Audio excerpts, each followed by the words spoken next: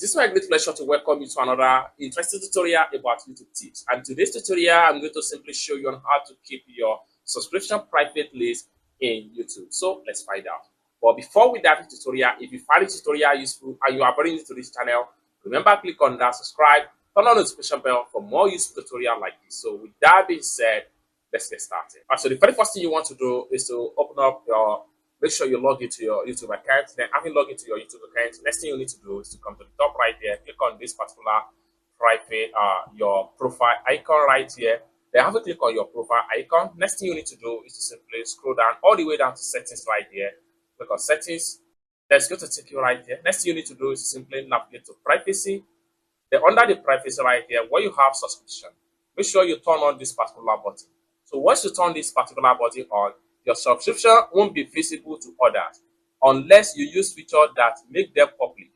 About that, then you can read more about it right here. About that will make your subscription visible or manage your subscription right here. What this simply means is that if you have a YouTube channel and then you don't want your followers or your subscribers to know the type of channel you subscribe to on YouTube, this button here is necessary that you turn it on. It's that simple.